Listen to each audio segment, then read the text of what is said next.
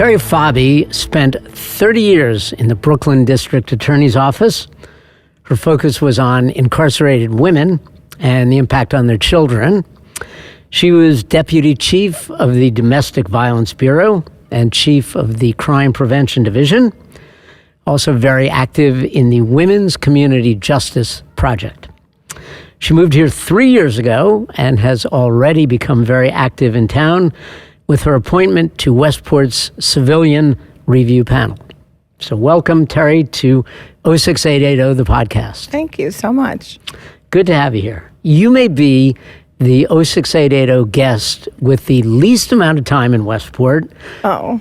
But it's a great resume. Great resume. Highlights of your 30 years in the Brooklyn DA's office? Wow. In a few minutes? Well, first of all, I want to thank you for inviting me. I feel very honored because, yes, I am a neophyte here, and I'm delighted to be here.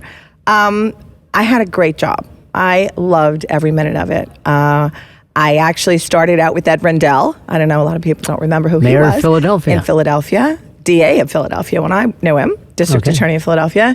I was recruited to come to Brooklyn by Liz Holtzman. And I moved to Brooklyn from Philadelphia for the job and spent the next 30 plus years as a DA in that office, which was such a privilege. I loved going to work every single day.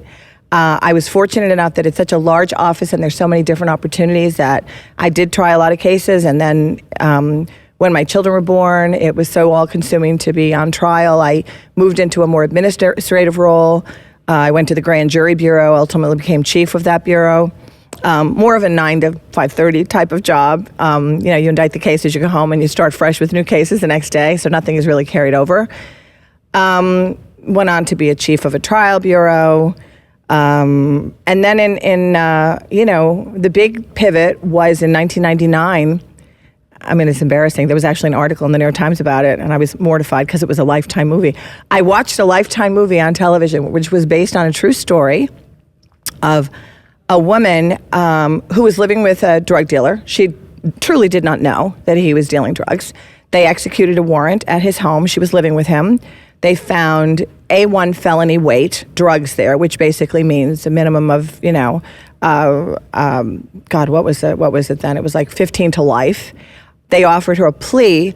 They kind of knew they knew they could prove the case because she was in the house, she was living there, and it's a constructive possession case, would be the theory, and she would have been impugned to have known about it.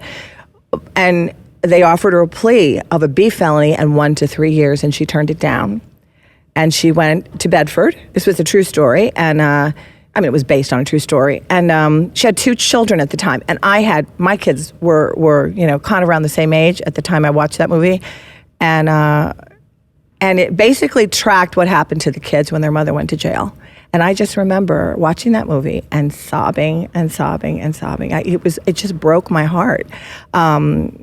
Ultimately, the upshot of the movie and the story was that people in Bedford created a program, almost like a summer camp for kids whose mothers were incarcerated, wow. So they could go and spend time there in the summers and visit their mothers. But a weird thing happened when I had always handled cases with children, victims, and certainly plenty of narcotics cases. But you really you get a file when you're a DA. When you're a defense attorney, you have the person sitting in front of you. You're either visiting them in jail or they're in your office.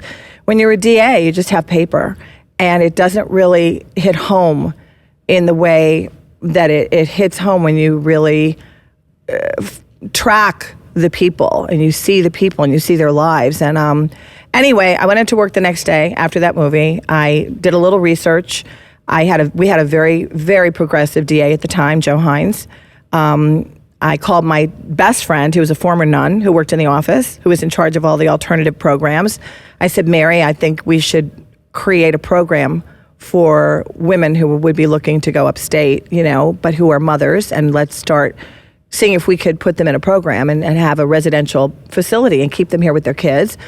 And she said, write it up, which I did. Went into, the DA, Mr. Hines, and said, what do you think? And he said, great idea. And I said, well, there's only one problem. We don't really have a place to send them. And he goes, guess you'll have to build it, kid. And that was it. And it took quite a few years to get the place up and running, but we did. Wow. Yeah, it was a great story. It really was. We got a lot of great press. We had Columbia evaluate the program. They thought it was great. We recently, last spring, they had a benefit, and they had a lot of women, the original Drew House residents there, who came, and they came up to me. It was quite moving. You know, their kids they're either in college or they are in gifted programs. Nobody has recidivated. No one. Wow. No, wow. Well, I was in charge of screening all the women. I was pretty careful about that, you know. But no, so it was Anyway, that was the highlight for sure. So that was the highlight. It's a wonderful highlight. Yeah. It's something a lot of people in Westport probably can't relate to. I mean, we don't know incarcerated women. Correct. We don't know kids in that situation, but we know people. We know children. Of course. It's something I think that is universal. Yes. And there are a tremendous number of children whose parents, either are in jail or who've been to jail, and it's tremendous stigma attached to that. The kids often. I mean, and again, it's so cyclical. If their mothers go to jail, and again, during that time period in the 90s, we were seeing astronomical numbers of women going to prison because of the Rockefeller drug laws in New York State. Yeah. And it was the first time we were seeing like these matriarchal systems in the inner cities breaking down, and so the kids they were going into foster care. They're being raised by wolves. They were completely left to their own devices. Yeah. It was terrible, and it was cyclical. They were coming into the criminal justice. Some of them were committing crimes because they wanted to be with their mothers. Wow. Yeah, it was very, very, a rough time. But so now you're in Westport, which is not Brooklyn. No. Not the Bedford Correctional Institute. What got you here? Well, I retired from the DA's office in 2016 after almost 32 years there. And I continued my involvement I was involved in a mayoral task force to replicate Drew House. That was the name of the program that I had helped to start.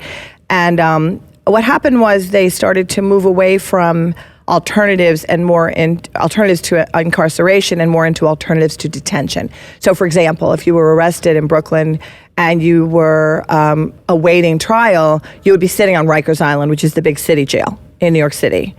And if sometimes you'd be there for months, and it wasn't always the DA's fault. It was often the defense attorney asking for adjournments and et cetera. And a lot of those women didn't need to be sitting on Rikers Island, clearly. And we wanted to work to get them off the island, but to get them into a place where they could be, and they could be, we could be sure to make sure they return to court for their court dates and that kind of thing. And so it kind of, there was a pivot away from alternatives to incarceration and more into alternatives to detention.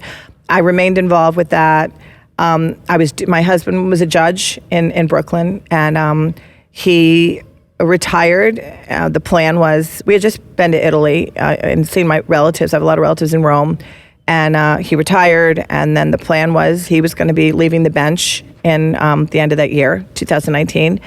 And then he very suddenly and unexpectedly got sick. And he died on March 15th of 2020. And it was kind of stunning. It was very fast. It was COVID. At the very beginning of March 15th of 2020, the day they shut down New York City, was the day he died, yes, after 2 weeks in the hospital. It was very fast. And I was kind of, my kids are grown. They would come and they didn't live with me, but they were in Brooklyn and New York City, in Manhattan, one in Manhattan, one in Brooklyn. They would come and see us all the time, but they didn't live with me anymore. And the courts were closed. Bill was gone. And I was like, well, this is not good. This is really not good. And the city was shut down. It was quite dystopian. I mean, I would look out onto my beautiful street, and you would only see people that were really, mentally ill people and people that were challenged in some way or another. And you knew that you just didn't even feel safe walking in your neighborhood. And so I said, I'm going to go up. I have a sister in Weston who's been here for years. I always loved visiting her. I used to say to Bill, let's get a house in Westport. It's so pretty there. And we looked at Compo. We were thinking about moving here. Anyway, I rented a place that summer, and then it was beautiful. It was out on Weston Road. And my kids came out with their significant others. It was like a sanctuary there. It was gorgeous. And then I just said, I don't think I want to go home. I don't think I want to go back. And Martha Eidman had come into my life. She was my realtor and my very best friend up here. And she helped me find a rental. I rented on Otter Trail for 8 months. Beautiful. And then one day Martha was in California visiting her daughter, and I saw this thing on the MLS, this house, and I was like, oh my God, it was this tiny little house, and I thought, this is for me. And it was right near Otter Trail, and I ran over there. I tell people I broke like 15 laws going up, looking in windows, going into the backyard, and I said, this is my house, this is it. And I said, Martha, I called her, I said, you got to get me this house, have to get me this house. And I bought it in June of 2021. Wow. So I am officially... I'm here. I'm not going anywhere. So what is it like for a woman of a certain age, and single to come to a community like this? Well, I mean, it's the best place to land, in my opinion, because people are so friendly and so welcoming. And I've met, through Martha, thank God, the most wonderful women. I used to joke. I used to say she's like showing me around, taking me out like I'm a debutante, and she's introducing me. I mean, this is my coming out, because she was always having dinners and inviting people over to meet me. She was wonderful. I love Martha. But anyway, just a lot of amazing women, many widows, a lot of widows, and so many opportunities to do things here. I belong to I do speak a little Italian, so I joined the Italian conversation group, met a lot of great people through that. Here at the library. Here at the library. It's wonderful. And I also joined Mary Lou Weissman's memoir writing group, because I've been writing a book for a while about my time in the DA's office. She's been amazing, and the women that I've met there have been great. And it's great being close to my sister, who lives in Weston, and my mom, who's 94 and amazing and in great shape, knock on wood, now lives in my sister's backyard in her little guest house. So I'm very lucky. I'm just really lucky that I landed here. It's a beautiful, beautiful city. It really is. Town. Right? Bedroom community of New York. So you got involved in the civilian review panel. I did. I think it's got a low profile. I don't think a lot of people know about it. What is it, first of all? Well, it's a group of people, a small group. There's only 5 of us. And basically the idea is that, and it's across, we always had a huge civilian review board in New York City. Obviously, those people are professionals. They're paid, and it's a large board. But here, but after, particularly I think after the George Floyd incident, a lot of towns were encouraged, and it just started sweeping the country. We need to really start looking to see what's going on, and if anybody wants to make a complaint about bad police work or abuse of police power, there should be a civilian group to sort of look into it. And of course, there's an institutional. Every police department has a group within institutionally. Internal, yes. And they would review, but and there's a lot to be said for that. I mean, they know the job. If you trust your police department, obviously they know the job. They're good at what they do, and they have a lot of institutional knowledge of the area, of what the work is that their people are expected to do, and what the job is.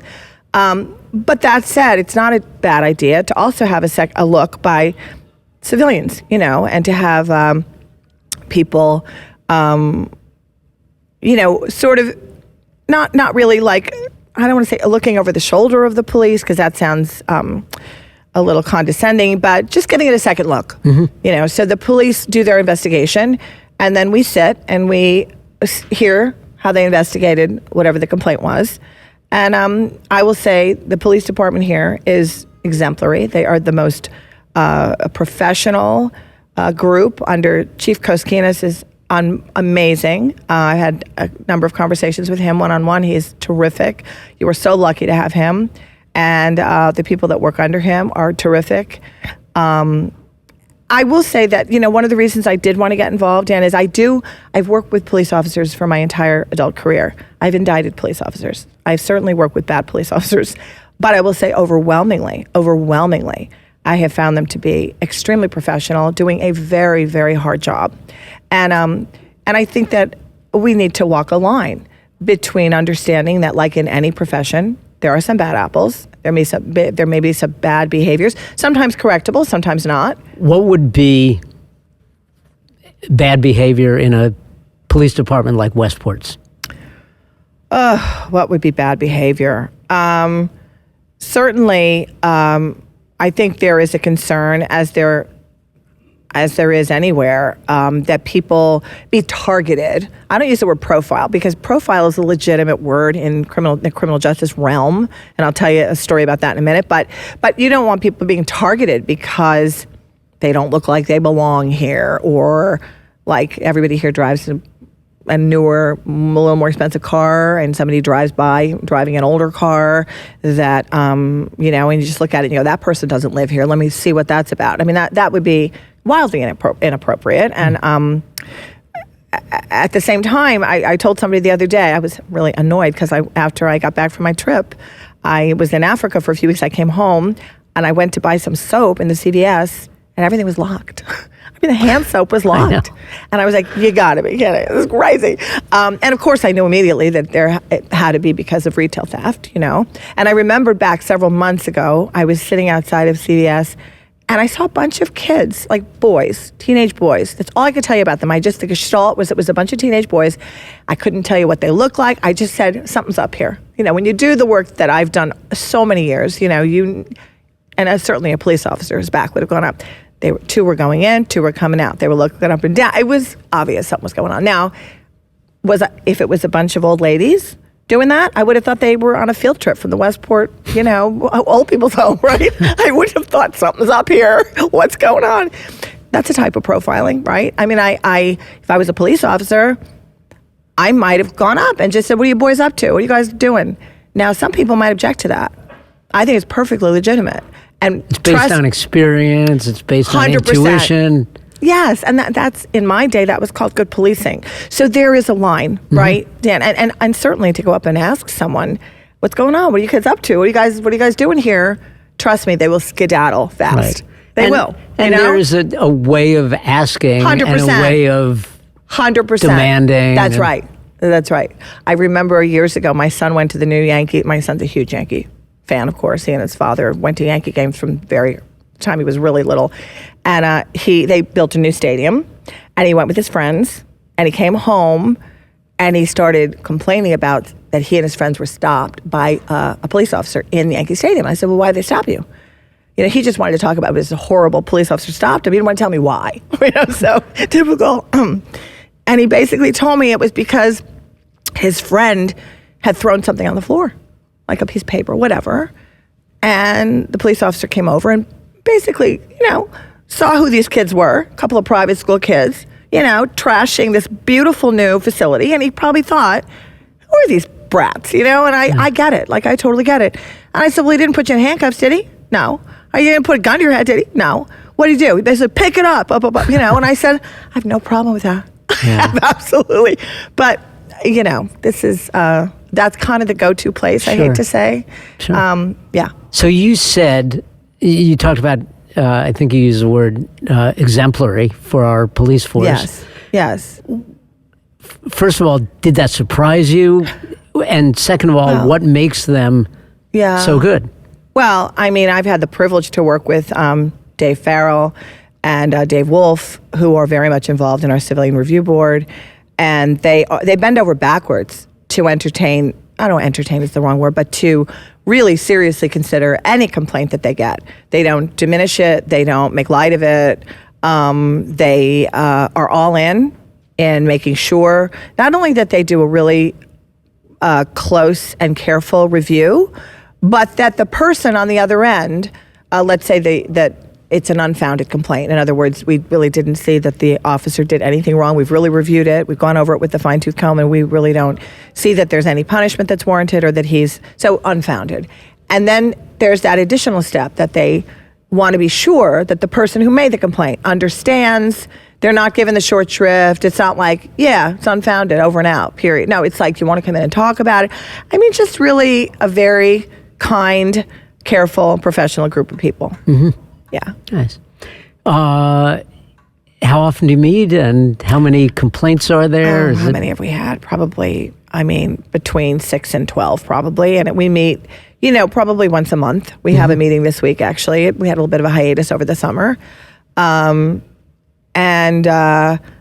all weigh in on how we feel. We don't all feel exactly the same way about things. I have a different take on things, obviously, than some people.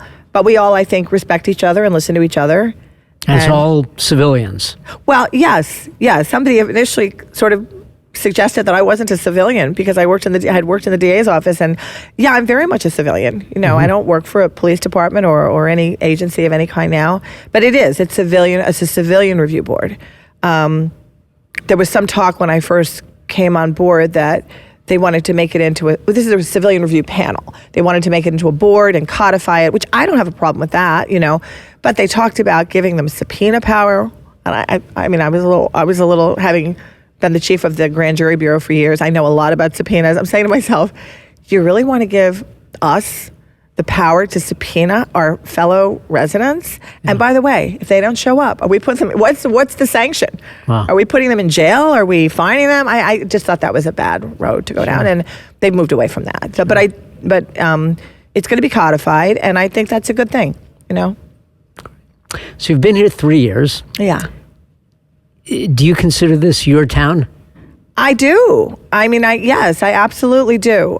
Sometimes it's a little surreal because my life it's been a big change, obviously. And sometimes I'll be driving along. I have to remind myself, okay, you live in Weston. You're a widow. You're not a DA. And all the things I identified as, honestly, I was a Brooklynite. Yeah. I was a lawyer. Mostly, first and foremost, I was a prosecutor. I was a mother. I was a wife. And I feel like I'm kind of none of those things now. Yes, I still have my kids and they're wonderful, but I'm not needed by them, in the way that I was before. My husband's gone. I don't work in the DA's office anymore. It's a strange place to be in, but it's a great place to be in that strange place. It's a good way of putting it. Are you looking to get back in the workforce? I am. I really, really am. I feel like, I'm working on a book. I take at the library, which is the most amazing library. I work on.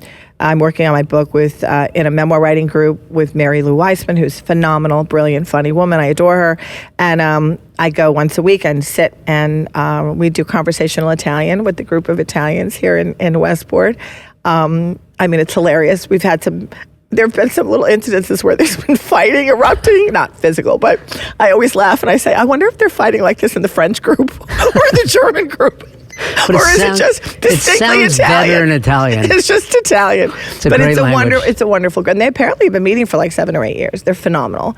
I have relatives in Rome. My father's family was from Rome, so I've known them for years, and it just helped me tremendously. In fact, they came to visit in the spring, and the wife of one of my cousins speaks no English at all, so I was amazed that I was able to converse with her, which was great. I'm sure I sound ridiculous, but we could understand each other, so that was really good. So what are your go-to places, and what's your go-to restaurants?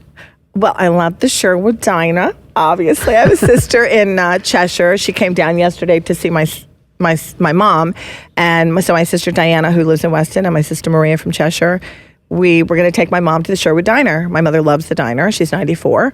And my sister called me and said, Mom says it's closed. That's not right. She's probably confused. Sure enough, it was closed. Closed for renovations. And we were completely flummoxed. We were like, what do we do? We can't take her to the Sherwood. But we went into downtown and we went to a place called The Nomad. It was fabulous, delish, really good. Of course, I've taken my kids when they come, they like to go to Sakura. What are some of the other places? My kids have tried all the places here. The Cottage. You have wonderful, wonderful restaurants here. Wow. You do. It's great. And your go-to places are you a beach person? Are you We love the beach. We lived near, the Atlantic Ocean. We had a house actually on Long Island, and as well as an apartment in Brooklyn where I raised the kids. But so my kids are used to being near an ocean. And so when I told them, well, we're near the ocean up here, where do you see it? And they were like, this is it. This is not an ocean.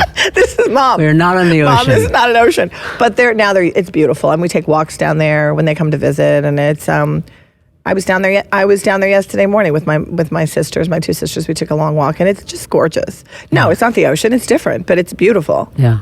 Yeah, it's really. And I have a friend who lives down there, right off of Danbury, and she had something called Wednesday night races night all summer. So a group of women would go down, and we go down to she like a few steps from the actual beach, and we would just take our chairs and sit there and watch the beautiful sailboats. And I have no idea who won or what what was going on. They all but look we were alike. having a cocktail and sitting there, Nice. and nobody's around, and you say, "This is pretty amazing." Nice. Yeah. Nice. So last question. I do want to get back to the police. Do you have any story or incident or anecdote that, made you think, wow, this is really an organization that I can be proud of, that I'm glad to work with? Which now, the Civilian Review Board? Yes. The Civilian Review. I just think any one thing. I am amazed at the dedication of the people. It's obviously it's a volunteer job, and people take it very seriously, and they are. What are the backgrounds of your fellow members? Well, Andrea Moore and Candy Savin are both on the committee, and that's something that I think second and third select women. Correct, and I think that's something that they tweak that now for the codified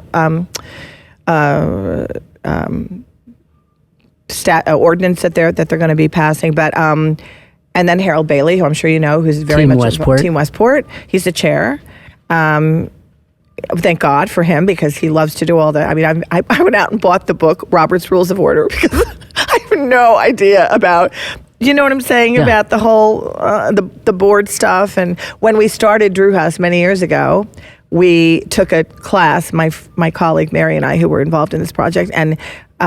It was about, we started a foundation, and we had to learn about rules and boards and all this stuff that is just doesn't stick in my head at all.